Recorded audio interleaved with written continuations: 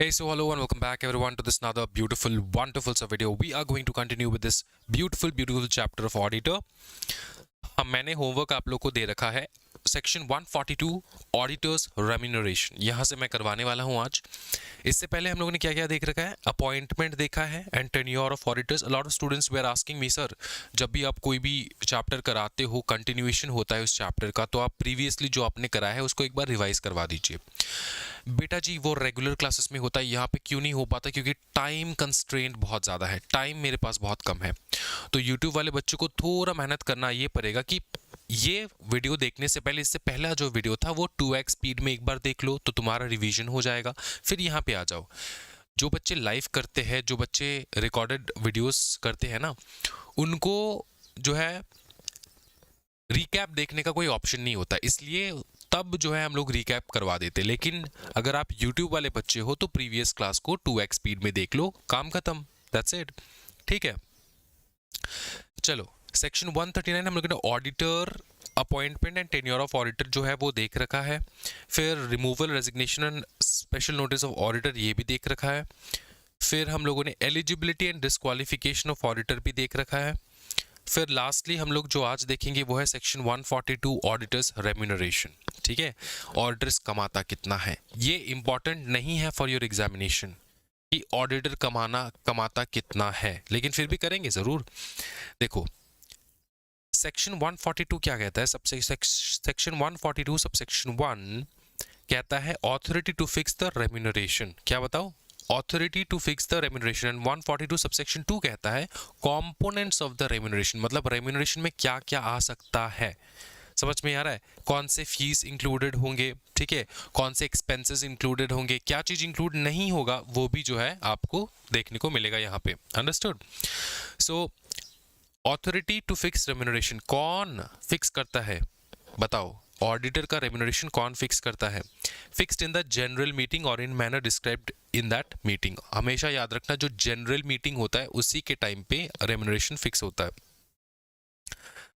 Proviso for first auditor, अगर पहला auditor बैठ रहा है कंपनी में और तब जो है उस वक्त अगर फर्स्ट मीटिंग है, हम लोग कंपनी जस्ट स्टार्ट कर रहे हैं, तो उसका रेम्यूनरेशन हम लोग मीटिंग थोड़ी कराने के बाद थोड़ी ना हम लोग डिसाइड करेंगे। पहली बार हम लोगों ने कंपनी स्टार्ट किया, अब स्टार्ट करने के साथ साथ हम लोग थोड़ी ना मीटिंग बुलाते, नहीं, सबसे पहले सारे पोस्ट को हम लोग भरते हैं। तो उसी प्रकार से ऑडिटर का पोस्ट हम लोग ने भर रखा है, तो रेम्यूनरेशन कौन डिसाइड करता है? वैसे तो जनरल मीटिंग में डिसाइड करते हैं सारे मेंबर्स, लेकिन क्योंकि ये फर्स्ट ऑडिटर है, बताओ ना, क्योंकि ये फर्स्ट ऑडिटर है तो बोर्ड जो है वो डिसाइड करता है।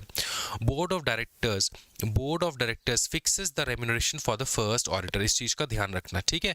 ये समझ में आ रहा है? एकदम बेसिक चीज है। अंडरस्टूड? उसके बाद हम लोग देखेंगे यहाँ पे, तो किसी ने भी अगर तुमसे पूछ लिया ऑडिटर का रेम्यूनरेशन कौन फिक्स करता है, तुम क्या कहोगे बताओ? हाँ जी, क्या कहोगे तुम? रेम्यूनरेशन फिक्स होता है जनरल मीटिंग में, और अगर फर्स्ट ऑडिटर है तो वो by the board of director. क्या ये समझ में आ रहा है? चलो सेक्शन 142 क्या कहता है? कंपोनेंट्स ऑफ द रेम्यूनरेशन क्या क्या रहेगा, इंक्लूजन क्या है एंड एक्सक्लूजन क्या है। सबसे पहले देखेंगे एक्सक्लूजन क्या है। What is not remuneration that is excluded, जो रेम्यूनरेशन नहीं है वो एक्सक्लूड हो जाता है। ये एक सिंपल डेफिनेशन उन्होंने रखा है, एग्जॉस्टिव है। अदर सर्विसेज जो है उसमें क्या लिखा है? Remuneration for any other requested service, मतलब ऑडिट तो वो कर रहा है, उसके अलावा अगर कोई उसको स्पेशलिटी है उसका किसी भी फील्ड में और कंपनी में उस फील्ड में काम के लिए उसको बुला रहे हैं, तो उसको लिए अलग फीस उसको दिया जाएगा, तो वो रेम्यूनरेशन में इंक्लूड नहीं होगा। इस बात का ध्यान रखना। Note, fees for permitted non audited services must be separate, मतलब नॉन ऑडिट वाले जितने भी फीस है उसको सेपरेटली अपने को काउंट करना है, रेम्यूनरेशन में काउंट नहीं करना है।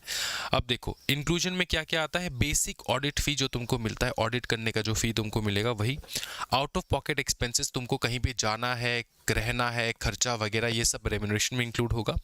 Reasonable expenses incurred for audit duties, पकड़ ले तेरा कंपनी है, कंपनी के अलग अलग ब्रांचेस है, कंपनी ने कहा कि भाई तू वहाँ पे जाके भी ऑडिट करके आ, तो वहाँ का जो फेयर है, जाने आने का खर्चा, रहने का खर्चा, खाने का खर्चा, सब जो है कंपनी बेयर करेगा, वो रेम्यूनरेशन के अंदर आ जाता है दोस्तों।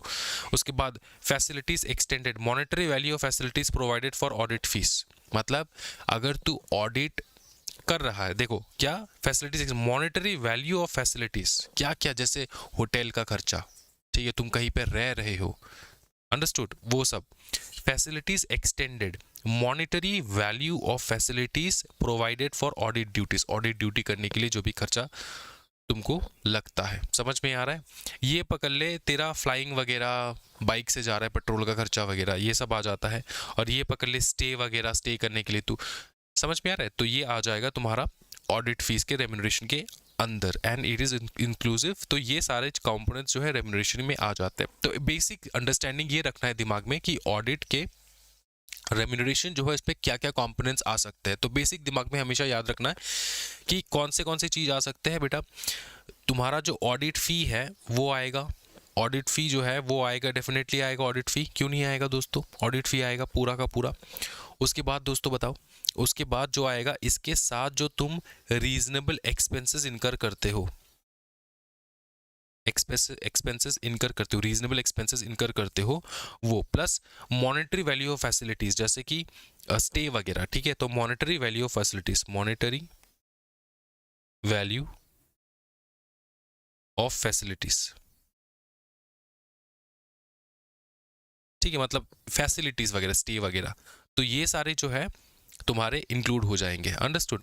अब सुन, ये तो तुम्हारा ऑडिट फी मिला तुमको। इसके अलावा जो सेपरेट तुम कोई भी काम करता है, कोई भी तुम्हारा जो है एक्सपर्टीज है तुम्हारा किसी भी एरिया में, तो वो अगर तू काम कर देता है कंपनी के लिए, तो कंपनी तेरे को XYZ अमाउंट जो है पे करता है। वो कभी भी इसमें ऑडिट फी के रेम्यूनरेशन के साथ जोड़ा नहीं जाएगा, उसको सेपरेटली देखा जाता है। समझ में आ रहा है ना? ये बेसिक अंडरस्टैंडिंग तेरे को रखना है, बस इतना रखेगा तो काम चल जाएगा। ये जो XYZ मैंने बताया ना तेरे को, ये सब इंक्लूड हो जाता है। ठीक है, अदर सर्विसेज का रेम्यूनरेशन, अदर सर्विसेज के लिए जो रेम्यूनरेशन दे रहा है। Fees for permitted non audited services must be separate, मतलब ऑडिट के अलावा जो भी तू सर्विस दे रहा है वो सेपरेटली काउंट किया जाता है। तो ये XYZ इसके अंदर सब कुछ आ जाता है। ठीक है, सिंपल चीज़ें, रेम्यूनरेशन के अलावा जो भी तू काम कर रहा है जिसके लिए तेरे को सेपरेट फी मिलता है, वो सब यहाँ पे इंक्लूड हो जाता है, जो कि रेम्यूनरेशन के डेफिनेशन में इंक्लूड नहीं होता। एक्सक्लूजन में ये सब आ जाते हैं। ठीक है, तो ये समझ में आ चुका है। बहुत ही बेसिक सा सेक्शन है, लेकिन मैंने फिर भी करा दिया है बहुत अच्छे से। उसके बाद देखो, ऑडिटर का पावर एंड ड्यूटीज बहुत इंपॉर्टेंट है एग्जामिनेशन पॉइंट ऑफ व्यू के लिए, बहुत बार एग्जामिनेशन में आ रखा है, आगे भी आएगा। ठीक है, अब देख, ये जो है ना सेक्शन, जब हम लोग करेंगे section 143 subsection 1, right of access and inquiries, हम लोग स्टार्ट कर रहे हैं यहाँ पे, right of access and inquiries. ये जो हम लोग स्टार्ट करें यहाँ पे, हमेशा याद रखना, तेरे को पता है, तुमको ये अपने आप को अंडरस्टैंडिंग देना है कि मुझे पता है कि ऑडिटर का काम क्या होता है, उसका क्या पावर हो सकता है, उसका क्या रिस्पॉन्सिबिलिटी हो सकता है। ये दिमाग में रख, भले तेरे को पता ना हो, लेकिन तू रख, मन में सोच कि मेरे को पता है। अब तू रैंडमली कुछ भी सोच, इससे रिलेटेड सोचना है, ऐसे नहीं कि उल्टा सीधा कोई भी चीज सोच ले, ऐसे नहीं, इससे रिलेटेड तेरे को सोचना है। तो सबसे पहला क्या, right of access and inquiries. ठीक है, एक्सेस एंड इंक्वायरीज, एक्सेस किस चीज का लिया जाता है? बुक्स का, डॉक्यूमेंट्स का। ठीक है, इनका एक्सेस लिया जाता है। इंक्वायरी हम लोग किससे कराते हैं? इंक्वायरी किससे करते हैं बताओ? हाँ जी बताओ ना। कंपनी में जो भी एम्प्लॉय है, सबऑर्डिनेट्स है, या फिर डायरेक्टर है, जो भी कंपनी में काम कर रहे हैं, सबसे तुम इंक्वायरी कर सकता है। कौन कर सकता है? ऑडिटर। क्या ये समझ में आ रहा है? तो इंक्वायरी के लिए किसी को भी तुम बुला के इंक्वायरी कर सकते हो, जो भी तुम्हारा दिमाग में है वो तुम पूछ सकते हो। तो याद रखना, एक्सेस जो है ये है for the books and documents, and inquiry जो है ये है फॉर, बताओ क्या, फॉर आस्किंग पीपल आउट। ठीक है, कि ये क्या है, वो क्या, इंक्वायरी करना। ठीक है, राइट ऑफ एक्सेस क्या है? बुक्स का, वाउचर्स का, books and vouchers at all the times including subsidiaries and associate. Company का कोई भी सब्सिडरी है, एसोसिएट कंपनी है, सब का बुक्स जो है ये ऑडिटर जो है वो एक्सेस कर सकता है, देखने के लिए सब कुछ सही हो रहा है कि नहीं, क्योंकि ऑडिटर देखता है कि कंपनी में फ्रॉड हो रहा है कि नहीं हो रहा है, उसके लिए उसको एक्सेस चाहिए होगा सारे बुक्स का। एट ऑल टाइम का मतलब पता है? एट ऑल टाइम का मतलब होता है ऐसा कोई पीरियड नहीं होता कि इस पीरियड के दौरान तुम बुक्स मांग नहीं सकते। 24 आवर्स बुक्स अवेलेबल रहेगा ऑडिटर के लिए, उसको इंस्पेक्शन अगर करना है तो कर सकता है। ठीक है, और इंफॉर्मेशन किससे लेगा? ऑफिसर्स से। ये तो मैंने तुमको ब्रेकअप दिया है, लेकिन एग्जामिनेशन में लिखना है ऑफिसर्स। क्या लिखना है? ऑफिसर्स। ठीक है, जो कंपनी में ऑफिसर्स है, काम कर रहे हैं, उनसे वो ले सकते हैं। Right to information from the officers. ठीक है, अब स्पेसिफिक इंक्वायरीज क्या क्या हो सकते हैं? पैरामीटर्स क्या है? Loan secured and terms. ठीक है, बुक एंट्रीज प्रीजुडिकल है कि नहीं, मतलब कंपनी के हित के लिए है कि नहीं। बुक एंट्रीज प्रीजुडिकल है कि नहीं, कंपनी के हित के लिए है कि नहीं। ठीक है, इसका मतलब क्या होता है कि बुक एंट्रीज प्रीजुडिकल का मतलब ये होता है कि देखो कभी कभार क्या होता है ना कि तुम बुक्स में ना लिख देते हो अनशन, कोई भी फेक एंट्री जो है तुम डाल देते हो। समझ में आ रहा है? समझ में आ रहा है? तुम डाल रहे हो कि हम मशीनरी खरीद रहे हैं XYZ ब्रांच के लिए। जब ऑडिटर जाके उस ब्रांच में ऑडिट करता है, उस ब्रांच में जाके इंक्वायरी करता है, देखता है कि ऐसा कोई मशीन खरीदा ही नहीं। बोगस एंट्री मारना, क्या इसको क्या कहते हैं? बोगस एंट्री मारना। समझ में आ रहा है? तो ये बुक एंट्रीज जो है, ये बोगस एंट्री अगर तू मार रहा है तो ये कंपनी के लिए भलाई के लिए है या फिर खराब के लिए है? कंपनी के खराब के लिए है। ठीक है, तो prejudicial to the interest of the company and its share holders है कि नहीं, ये तुमको देख के रखना है। ठीक है, बुक एंट्रीज बोगस एंट्रीज मार रहे हो कि नहीं। Asset sold is lesser than the purchase price। क्या बताओ? asset sold is lesser than the purchase price। ठीक है, मतलब तू एसेट जो है ना, कंपनी का एसेट तू कम दाम में किसी को भी बेच रहा है। लोन्स एज डिपॉजिट, क्या तुमने लोन को एज अ डिपॉजिट शो कर रखा है नहीं कि अपने बुक्स में? ये भी तुमको देखना है। फिर personal expenses to revenue, director का कोई भी पर्सनल एक्सपेंस जो है तुम बुक्स में लगा के देख रहे हो कि नहीं ये रेवेन्यू एक्सपेंस है, कंपनी का एक्सपेंस है। ऐसा नहीं हो चलेगा। समोसा खाने जाना है, ये भी कंपनी के खर्चे से तुम खा रहे हो, तो ये ऐसा नहीं चलेगा। तो ये सारा चीज जो है ना, ये देखता है ऑडिटर की ये क्या हो रहा है। शेयर्स फॉर कैश, कैश के बदले तुमको शेयर कभी नहीं मिलता। ये तुमको पता है ना कि तुम किसी को कैश दोगे और तुमको शेयर मिल जाएगा, ऐसा नहीं होता। कैश में कभी भी शेयर्स नहीं मिलता, ये ऑनलाइन ट्रांजैक्शंस होते हैं। शेयर्स फॉर कैश, तुम मेरे को इतना कैश दो, मैं तुमको इतना दूंगा, ये कभी हो ही नहीं सकता। कैश के बदले तुमको शेयर्स कभी नहीं मिल सकते, can not be in the form of cash. ये सब कब होता है, क्यों होता है? ये जब कंपनी फ्रॉड के कगार में आ जाता है ना, फ्रॉड होने वाला है कंपनी में या फिर हो रखा है, तब ये सब साइंस तुमको देखने को मिलता है। तो ऑडिटर जब भी ऑडिट करता है, ये दिमाग में रखता है कि ये सब उसको दिख रहा है कि नहीं। अगर दिख रहा है तो कुछ ना कुछ गड़बड़ चल रहा है, सिंपल चीज है। तो इन पैरामीटर्स के ऊपर ऑडिटर जो है इंक्वायरी कर सकता है। क्या कर सकता है? इंक्वायरी कर सकता है। क्या तुमको किसी भी प्रकार का डिफिकल्ट हो रहा है ये समझने में? किसी भी प्रकार का डिफिकल्टी है? नहीं, कोई डिफिकल्टी नहीं है। ठीक है, तो आराम से तुमको देखना है। फिर ऑडिटर का रिपोर्ट में क्या क्या जाएगा, ऑडिटर का रिपोर्ट में क्या क्या जाएगा, जो बेसिकली तुमने यहाँ पे पढ़ रखा है वही यही चीज तुमको यहाँ पे देखने को मिलेगा। Report to the members true and fair view of the financial statement, company का फाइनेंशियल स्टेटमेंट क्या है ये। मैंडेटरी कंटेंट सेक्शन 143 सबसेक्शन 3 जो है वो लिस्ट करता है क्या क्या है। देखो, explicit statements, in for explanation obtained, proper books kept, मतलब प्रॉपर बुक्स केप्ट की नहीं। ये जो क्वेश्चन मार्क मैंने डाल रखा है ना, इसका मतलब क्या है? इसका मतलब ये है कि did the company kept all the proper books और नॉट, इसका इंफॉर्मेशन वो देगा। तो एग्जामिनेशन में ना ऐसे तुमको लिखना नहीं कि proper books kept question mark, ऐसा करके पॉइंट नहीं डालना है तुमको। इसको अच्छे से ड्राफ्ट एक लाइन में तुम लिख सकते हो, company maintain the proper books और not, this information shall be provided by the auditor to the members of the company. ठीक है ना, मेंबर्स ऑफ द कंपनी को कौन प्रोवाइड करेगा? ऑडिटर। तो ऑडिटर मेंबर्स को क्या क्या बताएगा? इन सब के बारे में बताएगा, क्या क्या इंफॉर्मेशन उसने ऑब्टेन किया है, प्रॉपर बुक्स रखा है कि नहीं, ब्रांच ऑडिट रिपोर्ट रिसीव हुआ है कि नहीं, ऑडिटर को रिसीव हुआ कि नहीं ब्रांच का ऑडिट रिपोर्ट। क्योंकि कोई भी कंपनी है उसके अलग अलग ब्रांचेस है, हर ब्रांच का ऑडिट होता है, तो उसका अलग अलग से रिपोर्ट बनता है, और वो रिपोर्ट ऑडिटर को रिसीव हुआ है कि नहीं, या फिर ऑडिटर ने रिपोर्ट मांगा एंड ऑडिटर को रिपोर्ट नहीं मिला। समझ में आ रहा है? ये सब चीज जो है ऑडिटर मेंबर्स को बताएगा। सिंपल बात मैं तुमको ये बताऊं कि कंपनी में जो ऑडिटर बैठता है ना, वो मेंबर्स के लिए काम करता है। मेंबर्स को धोखा ना हो, उसके साथ सब कुछ प्रॉपर हो रहा है कि नहीं, फाइनेंशियल स्टेटमेंट्स क्या है, फाइनेंशियल पोजीशन क्या है कंपनी का, सब कुछ ऑडिटर जो है खोल के रख देता है मेंबर्स के सामने जनरल मीटिंग में। ठीक है, तो ये नेसेसरी है, इसलिए ऑडिटर को इंडिपेंडेंट रहना दरकार होता है। ऑडिटर बनने के लिए बहुत कुछ तुमको मेहनत करना है। हम लोग ने देख रखा है ऑर्डर बढ़ने के लिए तुमको तुम्हारा कितना शेयर्स तुम ले सकते हो कंपनी में, एक्सेट्रा एक्सेट्रा, ये सब कुछ हम लोगों ने देख रखा है, राइट। अच्छा, balance sheet and PL agree with books और नॉट, क्या balance sheet and profit and loss account जो है बुक्स के साथ मैच करता है कि नहीं।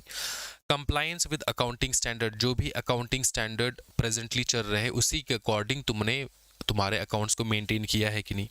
Observation on adverse financial transaction, कोई भी ऐसा ट्रांजैक्शन अगर हो जो बहुत चिंताजनक बात है, ट्रांजैक्शन बहुत ह्यूज अमाउंट का ट्रांजैक्शन कहीं पे हो रहा है जिसका कोई एक्सप्लेनेशन नहीं है, ये सब बात जो ऑडिटर मेंबर को बताएगा। ठीक, फिर डायरेक्टर डिस्क्वालिफिकेशन, अगर डायरेक्टर कोई डिस्क्वालीफाई हो चुका है तो ऑडिटर बताएगा। Qualification adverse remarks on the accounts, ये सब उसका क्या क्वालिफिकेशन है, क्वालिफिकेशन इन द सेंस की हो तुम कितने क्लास पास हो ये नहीं। Qualification adverse remarks on accounts का मतलब क्या अकाउंट्स प्रॉपर है कि नहीं, क्या उसके ऊपर अकाउंट्स में कुछ गड़बड़ अगर है तो क्या, देखो क्वालिफिकेशन का मतलब क्या वो अकाउंट्स अच्छा है, बुरा है, खराब है, प्रॉपर है, जेन्युइन है, क्या है, ये टिप्पणी देना ऑडिटर को देना है। ठीक, एडवर्स रिमार्क मतलब अगर कुछ खराब है तो कितना खराब है, क्या है, नहीं है, ये सब कुछ जो है ऑडिटर बताएगा। Adequate IFSC and effectiveness, adequate IFSC का मतलब होता है इंटरनल फाइनेंशियल कंट्रोल्स, याद रखना है, इफेक्टिवनेस सही है कि नहीं। अदर प्रिस्क्राइब मैटर, जो भी प्रिस्क्रिप्शन हो फ्यूचर में, ठीक है। अच्छा, 143 सबसेक्शन 4 कहता है नेगेटिव रिमार्क्स, अगर इफ ए से लेकर जे तक किसी भी प्रकार का नेगेटिव है, नेगेटिव रिमार्क है, अगर देखो ये सब तो ऑडिटर बताएगा ना क्या पोजीशन है क्या नहीं है, अगर किसी में भी नेगेटिव रिमार्क कर दे ऑडिटर तो उसका एक्सप्लेनेशन देगा कि नेगेटिव रिमार्क क्यों गया है। ठीक, समझ में आ चुका है। ये तो हो गया auditor for all the general companies. अब गवर्नमेंट कंपनीज का ऑडिट कौन करता है, देखो गवर्नमेंट कंपनीज का ऑडिट स्कैग करता है कौन, CAG, controller and auditor general of India. वो क्या करेगा, अपॉइंट करेगा, वो खुद आएगा नहीं, वो एक ही बंदा होता है तो वो हर गवर्नमेंट कंपनी के लिए आएगा नहीं, वो ऑडिटर को अपॉइंट करेगा। अपॉइंट्स ऑडिटर, इश्यूज डायरेक्शंस, ठीक है, ऑडिटर को अपॉइंट करेंगे, डायरेक्शन करेगा ऑडिटर को कैसे कैसे करना है। Supplementary audit, CAG comment within 60 days, test audit by CAG order, तो ये अलग अलग प्रकार के ऑडिट्स होते हैं जो गवर्नमेंट कंपनीज में होता है। Understood. Next, other provisions, branch audit कौन करेगा, प्रिंसिपल ऑडिटर और क्वालिफाइड पर्सन। अब प्रिंसिपल ऑडिटर कौन है, जो कंपनी का मेन ऑडिटर है उसको कहा जाता है प्रिंसिपल, वो खुद जाके ब्रांच ऑफिस में करेगा ऑडिट, वरना किसी और को दे देगा, काम दे देगा किसी और ऑडिटर को, सीए को बता देगा तू कर ले। ठीक है, ये इंटरनल मैटर होता है, ये ज़्यादा इंपॉर्टेंट नहीं है तुम्हारे एग्जामिनेशन पॉइंट ऑफ व्यू के लिए, लेकिन फिर एक बार देख के जाओ, मतलब दिमाग में होना चाहिए कि क्या हो सकता है ना। Auditing standards, must comply with the auditing standards, ये सेम चीज़ है। CG direct statement on specified matters, ठीक है। एडिशनल रिपोर्टिंग, अगर एडिशनल रिपोर्टिंग सीजी को चाहिए, सेंट्रल गवर्नमेंट को चाहिए, तो सीधा रिपोर्ट करेगा, बोलेगा सीजी डायरेक्ट करेगा भैया स्टेटमेंट्स दो मेरे को, ये चीज़ जो है इसके ऊपर एडिशनल रिपोर्ट चाहिए, ये सीजी कर सकता है क्योंकि सेंट्रल गवर्नमेंट है, उसका कंपनी है। ड्यूटी टू रिपोर्ट फ्रॉड, अगर फ्रॉड हो रहा है, फ्रॉड मोर देन या फिर इक्वल टू 1 करोड़ है तो रिपोर्ट टू सीजी। तो सिंपल बात है, याद रखना, अगर फ्रॉड 1 करोड़ से ज़्यादा है तो तुमको ADT 4 फाइल करना है, ऑडिटर को फाइल करना है 60 दिन के अंदर अंदर, और सीधा सीजी को बताएगा, किसको बताएगा, सीजी को, सेंट्रल गवर्नमेंट को बताएगा, ठीक है। और अगर फ्रॉड लेस देन 1 करोड़ है तो वो डायरेक्ट ऑडिट कमेटी, कंपनी में जो ऑडिट कमेटी बैठता है उस ऑडिट कमेटी को रिपोर्ट कर सकता है या फिर बोर्ड को डायरेक्टली रिपोर्ट कर सकता है। क्या समझ में आ रहा है, विद इन 2 डेज, 2 दिन के अंदर अंदर, समझ में आ रहा है। तो ये रहेगा फ्रॉड रिपोर्टिंग का तुम्हारा पूरा प्रोसीजर। No contravention for good faith reporting, applies mutatis mutandis to cost auditor and secretarial auditor, मतलब सेम जो चीज़ है ये तुमको cost auditor and secretarial auditor के ऊपर अप्लाई होता है, मतलब उनको भी फ्रॉड रिपोर्टिंग करना होता है। म्यूटेटिस म्यूटेंडिस का मतलब होता है सेम, जैसे ही तुम्हारा नॉर्मल कंपनी का ऑडिटर है, ठीक है, अकाउंट्स का जो ऑडिटर है सीए है वो रिपोर्टिंग करता है, उसी प्रकार से कॉस्ट ऑडिटर भी रिपोर्ट करेगा, उसी प्रकार से सेक्रेटरियल ऑडिटर भी रिपोर्ट करेगा। यहाँ पर है तुम्हारा सीएस, यहाँ पर है सीएमए और यहाँ पे है सीएस, समझ, इनका भी रिपोर्टिंग टेक्निक यही रहेगा। Penalty for non compliance, listed company 5 lakh rupees, other company 1 lakh rupees, इस बात का ध्यान रखना कितना पेनल्टी लग सकता है, ठीक है। कौन नहीं रिपोर्ट कर रहा है सर, ऑडिटर रिपोर्ट नहीं कर रहा है, कौन सा auditor, secretarial auditor, cost auditor या फिर तुम्हारे कंपनी का नॉर्मल ऑडिटर, तीनों को बताया गया है कि अगर वो लोग रिपोर्टिंग नहीं करते, उनको पता है लेकिन रिपोर्टिंग नहीं कर रहा है तो 5 लाख तक का फाइन लगा सकते हैं उनके ऊपर, 5 लाख से 1 lakh, 5 lakh for listed companies and 1 lakh for the other normal companies. क्या समझ में आ रहा है? ये तुम याद रख पाओगे, बहुत ही ईजी है, ऑडिटर का रिपोर्टिंग वगैरह सब हो चुका है। फिर आता है 144 प्रोहिबिटेड सर्विसेज। बहुत ही अच्छा एक सेक्शन है जो कहता है कि ये सारे सर्विसेज ऑडिटर दे ही नहीं सकता, ऑडिटर दे ही नहीं सकता। ये ऑडिटर के, एक चार्टर्ड अकाउंटेंट के काम में नहीं आएगा, ठीक है। ये वाले सर्विसेज ऑडिटर नहीं देगा कंपनी को, ये है प्रोहिबिटेड सर्विसेज। प्रोहिबिटेड मतलब ये एक चार्टर्ड अकाउंटेंट ये वाला सर्विस नहीं दे सकता।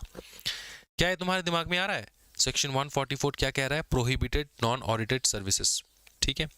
सबसे पहला कौन है? अकाउंटिंग एंड बुक कीपिंग का सर्विस नहीं दे सकता, ठीक है। अकाउंटिंग एंड बुक, ये नॉर्मल अकाउंटेंट को रखो तुम, तो अकाउंटिंग एंड बुक कीपिंग का सर्विसेज नहीं दे सकता। इन्वेस्टमेंट बैंकिंग का काम का सर्विस नहीं दे सकता। इंटरनल ऑडिट नहीं कर सकता। आउटसोर्स्ड फाइनेंशियल सर्विसेज नहीं दे सकता। Design implementation financial information system नहीं दे सकता। मैनेजमेंट सर्विसेज नहीं दे सकता। एक्चुअल सर्विसेज नहीं दे सकता। इन्वेस्टमेंट एडवाइजरी का सर्विस नहीं दे सकता। अदर प्रिस्क्राइब्ड सर्विसेज नहीं दे सकते। क्या ये समझ में आ रहा है? हाँ जी, ये नहीं कर सकता कौन? ऑडिटर। ये है तुम्हारे सेक्शन 144 वाले प्रोहिबिटेड सर्विसेज, ठीक है। समझ में आ रहा है? पकड़ ले कंपनी में कोई ऑडिटर है जो ऑडिट करता है कंपनी में, तो वो इंसान ये सारे सर्विसेज नहीं दे सकते। क्या ये क्लियर है? क्या ये क्लियर है तुमको बेटा? बेटा बताओ ना, क्या ये क्लियर है? ये नहीं दे सकता। तो सर एक चीज बताओ सर, क्या कोई भी चार्टर्ड अकाउंटेंट जो है वो मैनेजमेंट सर्विसेज नहीं दे सकता क्या? वो डिज़ाइन वाले सर्विसेज नहीं दे सकता क्या? वो इन्वेस्टमेंट एडवाइस, कहाँ पे इन्वेस्ट करना है, कहाँ सर चार्टर्ड अकाउंट तो इन्वेस्टमेंट एडवाइजरी में माहिर होते हैं, कहाँ पे इन्वेस्ट करना है नहीं करना है वो बता सकते हैं। तो सर ये क्यों नहीं कर सकता? यहाँ पे चार्टर्ड अकाउंटेंट क्या कर सकता है नहीं कर सकता ये नहीं बताया जा रहा है। यहाँ पे बताया जा रहा है कि कंपनी का जो ऑडिटर है वो क्या नहीं कर सकता। मतलब तुम किसी दूसरे चार्टर्ड अकाउंटेंट से ये करवा लो, कोई दिक्कत वाली बात नहीं, लेकिन कंपनी का ऑडिटर जो है नहीं कर सकता। क्यों नहीं कर सकते? क्योंकि इन सारे सर्विसेज को देकर ना ऑडिटर एक प्रकार का इंटरेस्ट डेवलप कर लेता है कंपनी के अंदर। अगर ऑडिटर का किसी प्रकार का इंटरेस्ट डेवलप हो जाए कंपनी के अंदर तो दिक्कत ये हो जाती है कि ऑडिटर का जो भी बात करेगा वो, क्योंकि वो मेंबर्स के लिए बैठा है, ऑडिटर का इंटरेस्ट सिर्फ उसके खुद के रेम्यूनरेशन एंड कंपनी के मेंबर्स के लिए होना चाहिए, किसी भी और चीज़ के लिए नहीं। तो दैट इज़ वाई ये सारे सर्विसेज उसको मना किया गया है कि तुम फिनेंशियली मेंटली इन्वॉल्व ना हो जाओ कंपनी के फिनेंस के ऊपर, सो दैट कहाँ से करेंगे, क्या इन्वेस्टमेंट कहाँ करना है वगैरह वगैरह एक्सेट्रा एक्सेट्रा, ऑल दिस जो है इसको प्रोहिबिट किया गया है कंपनी के ऑडिटर। उसको सिर्फ ऑडिट का काम है, वो ऑडिट करेगा। क्योंकि पकड़ ले कल चार्टर्ड अकाउंटेंट कहीं पे इन्वेस्ट करने का बात बोल दिया, ठीक है, और वो इन्वेस्ट कर दिया, कंपनी हो गया घाटा, ठीक, उसको छुपाने के लिए ऑडिटर जो है कुछ ना कुछ तो उल्टा सीधा काम करेगा। तो इन सब झमेले से ऑडिटर को दूर रखने के लिए उसको कहा गया कि ये सारे सर्विसेज तुम नहीं दे सकते। क्या ये समझ में आ रहा है? याद रखियो बेटा, स्कोप ऑफ डायरेक्टली और इनडायरेक्टली, ना तो तुम डायरेक्टली ना तो तुम indirectly, by himself, through relatives, connected entity with significant influence and control, ठीक है। फिर बाय फर्म इटसेल्फ, अगर फर्म है तो ऑडिट फर्म है तो कंपनी में ऑडिट कौन कौन कर सकता है, या तो फर्म या तो इंडिविजुअल ऑडिटर, तो उनसे रिलेटेड जो भी लोग हैं उनको भी मना किया गया। Through partners, parent, subsidiary, associate entity with significant influence control by the firm and partners, तो इन सबको मना किया गया कि बेटा entity using name trademark by firm and partners. इसका मतलब ये कि एंटिटी, वो एंटिटीज जो using name and trademark by the firm और पार्टनर्स, ठीक है। एंटिटी यूजिंग नेम या फिर ट्रेडमार्क, मतलब ये जो ऑडिट फर्म है इसी का ट्रेडमार्क लेके वो यूज कर रहा है, तो entity using name and trademark by the firm या फिर पार्टनर्स, ठीक है, उनसे भी तुम नहीं कर सकते। क्या समझ में आ रहा है? कोई दूसरा तुम्हारा एंटिटी है जो तुम्हारे ट्रेडमार्क पे काम करता है, उससे तुम करवा लो ये सारे सर्विसेज, ऐसा भी होने नहीं देंगे दोस्तों, ठीक है। तो ये तुमको दिमाग में रखना है। ये भी सेम है, entity using name and trademark. कोई भी एंटिटी है जो same name and same trademark से काम कर रहे हैं, उनको भी हम लोग अलाउ नहीं करेंगे ये सारे सर्विसेज देने के लिए। तो ये सीधा चीज़ तुमको याद रखना है, बस यही पॉइंट तुमको याद रखना है, ये वाले पॉइंट्स, कि कौन से सर्विसेज है जो ऑडिटर नहीं कर सकता, चाहे वो ऑडिट फर्म हो या फिर चाहे वो इंडिविजुअल ऑडिटर हो। क्या ये समझ में आ रहा है दोस्तों? हाँ जी, प्रोहिबिटेड सर्विसेज। ठीक, चलो आगे देखेंगे। Auditor to sign audit report, क्या बताओ? Auditor to sign audit report, auditor क्या करेगा? साइन करेगा audit report. Section 145, auditor to sign audit report etcetera.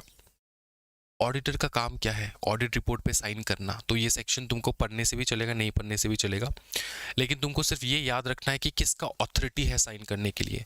ये जो मैं साइन मारूंगा, ये किसका ऑथोरिटी है? याद रखना, ऑडिटर खुद का ऑथोरिटी है या फिर उसने अगर किसी भी इंसान को या फिर किसी भी फर्म को अपॉइंट कर रखा है जो कि खुद एक ऑडिटर है, उनके पास वो लोग साइन कर सकते हैं। कोई भी चार्टर्ड अकाउंटेंट जो नहीं है वो लोग साइन नहीं कर सकते ऑडिट रिपोर्ट पे, याद रखियो, ये चीज तुमको याद रखना है बस, ठीक है। Authority to sign who? Auditor appointed individual हो या फिर फर्म, वो खुद साइन कर सकते हैं। अगर इंडिविजुअल है तो sole authority to sign report documents, मतलब अगर तुम एक इंसान हो और तुमको कंपनी ने साइन करने के लिए, ऑडिट करने के लिए अपॉइंट किया है, तो तुम ही को साइन करना है, तुम किसी और को साइन करवा नहीं सकते। ऑडिट फर्म अगर है तो तुम फर्म में तुम्हारे जो भी पार्टनर्स है, सभी पार्टनर से तुम साइन करा सकते हो, लेकिन प्रोवाइडेड दैट सभी पार्टनर सीए होने चाहिए, मतलब वो वाले पार्टनर जो सीए हैं उनसे तुम साइन करवा सकते हो। Only partners practising as a company chartered accountant in India are authorise to sign on behalf of the firm के बिहाफ में वो साइन कर सकते हैं ऑडिट रिपोर्ट पे, ठीक। क्योंकि देखो मेगा फर्म्स जो होते हैं ना, मेगा फर्म्स में सीएस भी काम करता है, कॉस्ट अकाउंटेंट भी काम करता है, सीए भी काम करता है। तो ये सारे जो एक साथ काम करते हैं सबका अलग अलग है। एक चार्टर्ड अकाउंटेंट जो है वो सेक्रेटरियल ऑडिट रिपोर्ट पे वो साइन नहीं कर सकता। उसी प्रकार एक कंपनी सेक्रेटरी जो है वो ऑडिटर का ऑडिट रिपोर्ट पे वो साइन नहीं कर सकता। उसी प्रकार से कंपनी सेक्रेटरी एंड ऑडिटर जो है वो कॉस्ट ऑडिट की रिपोर्ट पे साइन नहीं कर सकता। इनका अलग अलग रोल है, अलग अलग रिस्पॉन्सिबिलिटीज है। क्या है, समझ में आ रहा है? Exclusive authority to sign report and certified documents. अच्छा, treatment of adverse remarks. Auditor report contains qualifications, observations और एडवर्स कमेंट। ऑब्वियसली रहेगा, ऑडिटर की रिपोर्ट में क्या रहता है, अब चाहे वो सेक्रेटरी ऑडिटर की रिपोर्ट में हो, कॉस्ट ऑडिटर की रिपोर्ट में हो या फिर नॉर्मल ऑडिटर की रिपोर्ट में हो, क्या रहता है? रिमार्क्स रहता है कि कंपनी ने कैसा किया, नहीं किया, क्या सही करना चाहिए, क्या गलत हो रहा है, क्या। तो अगर गलत चीज कंपनी कर रहा है तो उसको कहा जाता है एडवर्स रिमार्किंग कर देना। तो वो अगर उसने कोई उल्टा सीधा रिमार्क कर दिया कंपनी के नाम पे, बोला कि कंपनी ने उल्टा सीधा ये काम किया, तो subject to strict transparency requirement mandatory reading must be expressly read at the general meeting. तो ऑडिटर क्या करेगा? ऑडिट रिपोर्ट निकालेगा जनरल मीटिंग में एंड सबके सामने पढ़ेगा कि कंपनी ने ये बहुत ही गलत काम किया है, ये सारे मेंबर्स को बताएगा। और इसका एडवर्स रिमार्क जो भी है देना है, एडवर्स रिमार्क मतलब उसका जो सोच है, उसका जो टिप्पणी है वो देगा सारे मेंबर्स को कि कंपनी ने ये चीज़ गलत किया, बेटा आप लोग देख लो कंपनी को कैसे सुधारना है। कि उस कंपनी को सुधारना का काम ऑडिटर का नहीं है। ऑडिटर का काम सिर्फ ये है कि कंपनी ट्रांसपेरेंट रहे मेंबर्स के सामने, ठीक। Right to inspection, report kept open for inspection by any members. Report kept open for inspection by any members, तो मतलब कोई भी मेंबर आके इंस्पेक्ट कर सकता है रिपोर्ट को। Ensure transparency to shareholders, ये हो गया तुम्हारा सेक्शन 145। इसी के साथ हम लोगों ने मेजर पार्ट ऑफ ऑडिटर जो है वो पूरा कंप्लीट कर रखा है। नेक्स्ट क्लास जो है हम लोग उससे स्टार्ट करेंगे। किससे स्टार्ट करेंगे सर? हम लोग स्टार्ट करेंगे वाया अकाउंट्स, ठीक है। अच्छा, और 2-3 सेक्शन बचेंगे ऑडिटर के, मैं यहीं पे करवा देता हूँ तुमको। बहुत सिंपल सेक्शन, एक लाइन में सेक्शन कंप्लीट हो जाता है। तुमको मैं सिंपल चीज बताऊं, नेक्स्ट सेक्शन ये 145 तक हो चुका है। अब देखेंगे हम लोग सेक्शन 140, सेक्शन 146। ध्यान दो दोस्तों, सेक्शन 146 में क्या कहा गया है? Auditor, TORS, auditors right to attend general meeting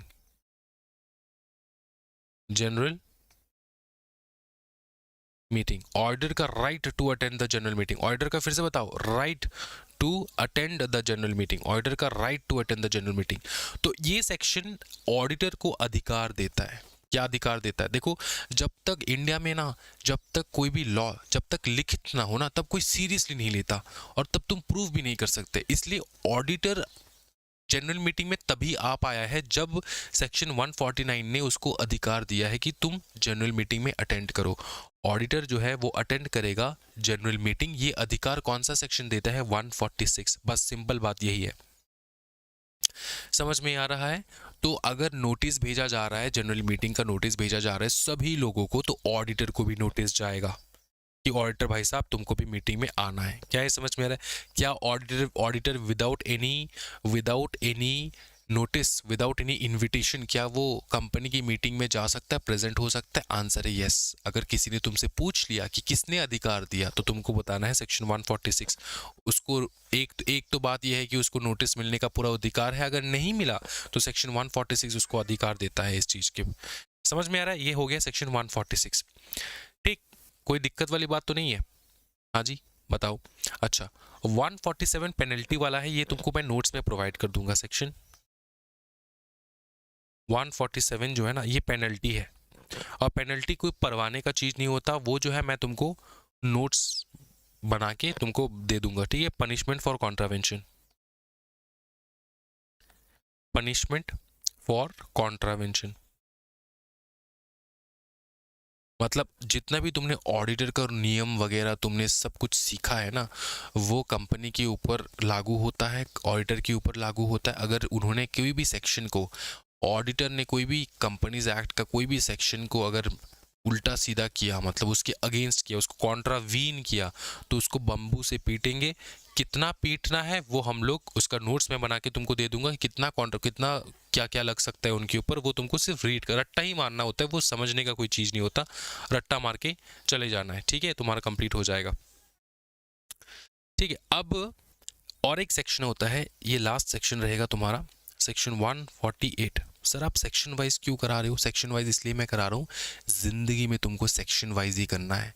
जब तुम सीएस बन जाओगे, प्रोफेशनल में चले जाओगे, कहीं पर भी चले जाओगे, तुमको ये इसी प्रकार से करना है। तुमको वो डिज्नीलैंड वाला जो सिनेमैटिक बुक है जो आईसीएसए बना के तुमको देता है, सिर्फ ऊपर से चीज़ को लिख कर, ठीक है, और इजी लैंग्वेज में बता के, उससे पढ़ने से तुम हैंडीकैप बन जाओगे। अब जब तुम ये सेक्शन वाइज करोगे ना चीज़ों को, तब तुमको क्या होगा, तुम प्रॉपर तुम्हारा अंडरस्टैंडिंग बैठेगा, कितने सेक्शंस है एक चैप्टर में, कहाँ पे क्या करना है, नहीं करना है, क्या पढ़ना है, नहीं पढ़ना है। ये कंप्लीट कर रहे हो, तुमको आईसीएसए का मॉड्यूल करने का दरकार नहीं होता, लेकिन फिर भी कोई भी स्टूडेंट आईसीएसए का मॉड्यूल करना है, तुम वो भी कर सकते हो, ठीक है? तो इस चैप्टर में ऑडिटर का जो चैप्टर है वो 148 में जाके कंप्लीट हो जाता है, ठीक है? ऑडिटर के चैप्टर में 148 में क्या कहा गया बताएं? कहा गया है इन सेंट्रल गवर्नमेंट को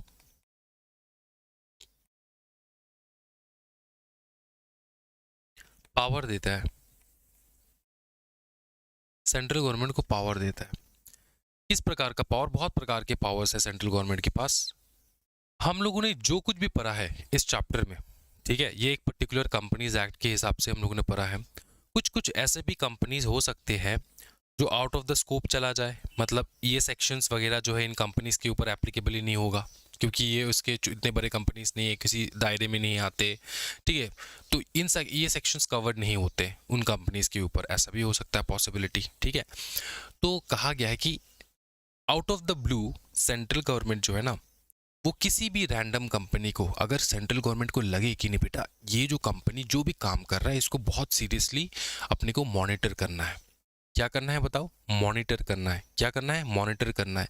कौन सा रिसोर्सेज ये यूज़ कर रहा है, कौन सा आइटम यूज़ कर रहा है, क्या कर रहा है, नहीं कर रहा है, क्योंकि बहुत सेंसिटिव कंपनीज हो सकते हैं, ठीक है, जो बहुत डेंजरस चीज़ों से लेकर जो है डील कर रहे हैं। तो सेंट्रल गवर्नमेंट को अगर ऐसा लगा, तो चाहे तुम किसी भी कैटेगरी में ना आओ, ये चैप्टर तुम्हारे ऊपर एप्लीकेबल ना ही हो फॉर एग्जाम्पल, तब भी सेंट्रल गवर्नमेंट तुम्हारे ऑडिटिंग के लिए बोल सकता है। क्या कर सकता है? Maintain of the cost record. बहुत सारा चीज जो है सेंट्रल गवर्नमेंट ऑर्डर दे सकता है। सबसेक्शन 1 कहता है मेंटेनेंस ऑफ कॉस्ट रिकॉर्ड, कि कॉस्ट रिकॉर्ड को मेंटेन करके रखो, ठीक है? दूसरा है कॉस्ट का ऑडिट, कॉस्ट का ऑडिट होना चाहिए कि कितना खर्चा कैसा हो रहा है, नहीं हो रहा है, ये सब, ठीक है? फिर तीसरा है कॉस्ट के ऑडिटर को अपॉइंट करना, ऑडिटर को अपॉइंट करना, ठीक है। ये भी सेंट्रल गवर्नमेंट जो है ऑथोरिटी जो है डायरेक्शन दे सकता है। एडिशनल ऑडिटिंग करना, नॉर्मल ऑडिटिंग से नहीं हुआ, एडिशनल ऑडिट होना चाहिए, ठीक है। तो ये सब कुछ करने के बाद, ठीक है, सबसेक्शन 5 और अच्छा और है सबसेक्शन 5 जो है वो राइट्स है तुम्हारा, क्या अधिकार रहेगा कंपनी के ऑडिटर में वगैरह वगैरह, ठीक है।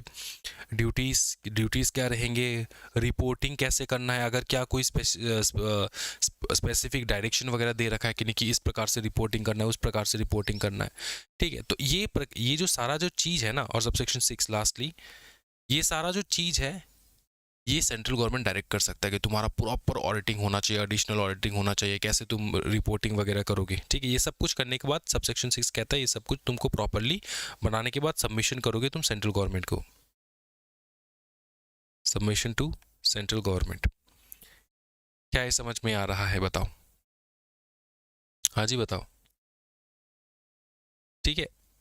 तो बेसिकली सेक्शन 148 क्या कहता है, सिंपल चीज कहता है कि the central government has the authority to direct certain classes of companies. किस प्रकार का डायरेक्शन, ये सारा डायरेक्शन समझ में आ रहा है, हाँ जी। ये हो गया तुम्हारा सेक्शन 148। ये एग्जामिनेशन पॉइंट ऑफ व्यू के लिए इंपॉर्टेंट नहीं है, जो इंपॉर्टेंट है सेक्शंस वो मैंने पूरा करवा रखा है, और ये तुमको सिर्फ याद रखना। नॉर्मली दिमाग के किसी भी हिस्से में तुमको घुसा के रखना है बस। इसी के साथ तुम्हारा जो ऑडिटर का पूरा चैप्टर है ना वो कंप्लीट हो जाता है दोस्तों। सेक्शन 139 से लेकर 149 तक हम लोगों ने कंप्लीट कर रखा है। 10 टू सेक्शन हम लोगों ने देख रखा है। 139, 40, 41, 42, 43, 44, 45, 46, 47, 48, ठीक। तो ये हम लोगों ने कंप्लीट कर रखा है। सेक्शन 148 तक है तुम्हारा लास्ट यहाँ पे।